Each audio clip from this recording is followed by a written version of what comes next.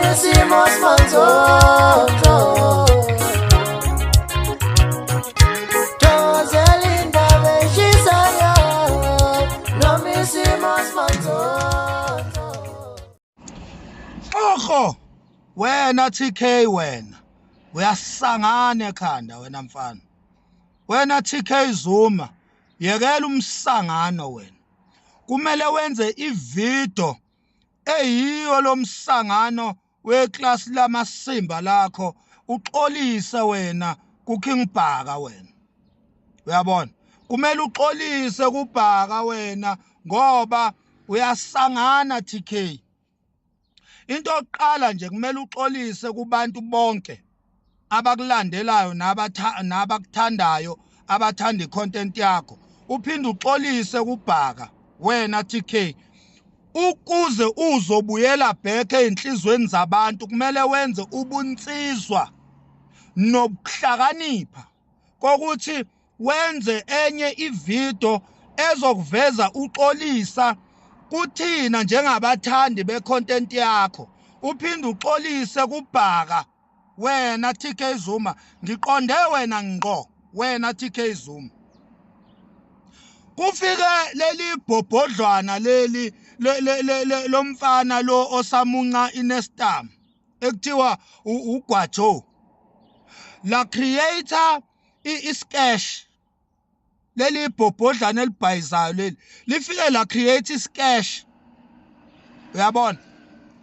Lithe mal create isketch lanifaka ngamakhanda nina ngoba niyabhayiza nale nkosi yakho lena, lanifaka ngamakhanda ngoba nizibhayizane nina.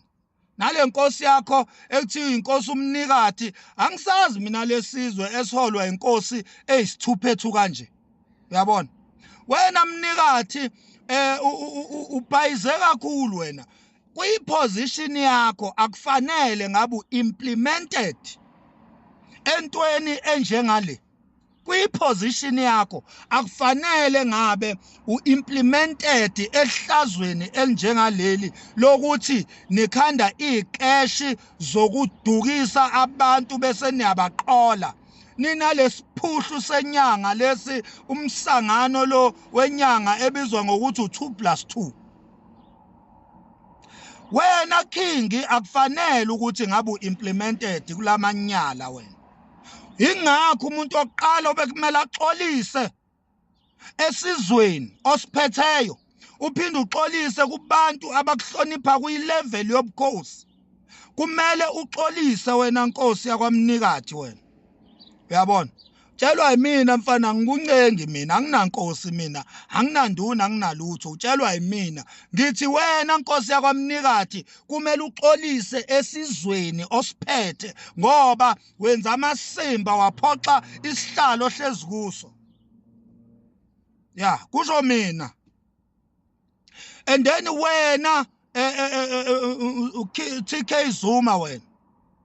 Udoti lento oyenzile ukuthi nawe udonsa inkosi ngekhala uyoyifaka lapha emasimbeni.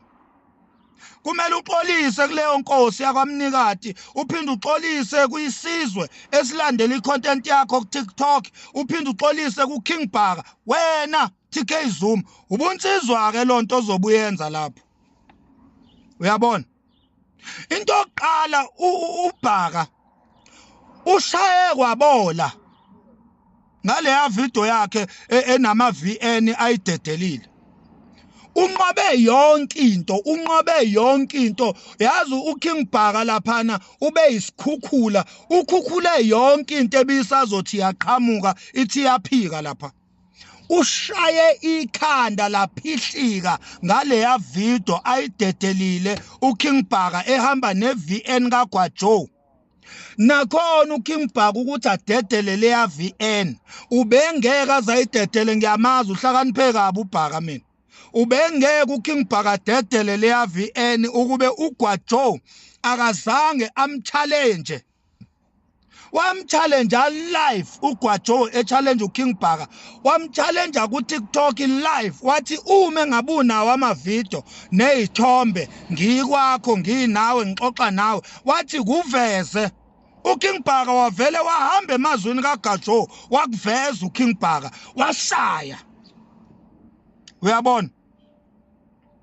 Lesiphukuphuku esugwajo esikhundle sokube ngabe savele sayithulela. Sangayikhuluma lento ngoba uKing Bhaka ubeqondene nenyanga la. Uyabona? Ubeqondene nenyanga uKing Bhaka lana ebabala amagama abo kodwa engabashayi. Ebabala nje ukuthi ba-involve kuphela. Eshaya inyanga. Sasuka isiphukuphuku lesi sugwajo. Saphapha ungazi ukuthi besikuphi isidingo sokuthi uGwajo enze leya video ayenzile. Nawe ke TK Zuma besingeke isidingo sokuthi wenze lamasimba wale video yenzile uJuda lapha uKing Bhaka. Besingeke isidingo ngoba already uBhaka besenishayile esenqobile laphana. Uyabona? uBhaka ubesenishaya wanqoba wanihlanganisa nonke ngamakhanda wanifaka isibhaxo kahle wena TK Zuma udedela ivideo nje already usuleli phansi uphefumula ngenxeba. Ingakho mawubheka ama comment akho wonke ayakushaya. Ama comment akho wonke mawungabe wabhekile nje kule video leyo kade uthi ugudla kuye uBhaka akushayile wonke. Ngoba uyisithuphethu. Mawusushayekile zelaphe yeke ukugoloza inkani ngoba uzozufe. uBhaka laphana unishaye wanabisa nonke isiphuhlu senyanga leparallel ekuthiwa 2+2 lilele udula likhona linyakazi. Ushayile uBhaka lapha. Unishayile uBhaka nini. Uyabona? Udedela usuka sambe we evidence. Udedele inkosi yama evidence, inkosi yama VN lapha uKing Bhaka. Uyabona leya VN ededele uKing Bhaka, inkosi yama VN leya. Umfana uyikhulumela yena uzikhipha zonke kuleya VN. Uzikhipha zonke uGwajo kuleya VN. Uzikhulumela yena engakhonjwe ngaspam. Uthi uyena mastermind weyicash kusho uGwajo. Uthi nescash sikamabalwengwe sokuthi uye ejele uye enkantolo iscash lesana. Uthi uGwajo uyena waye mastermind waleso scash sikamabalengwe. Akakhonjwe ngaspam kuleya VN. Uyikhulumela yena over the phone. Thuma balengwe uyinqonqela ustinji.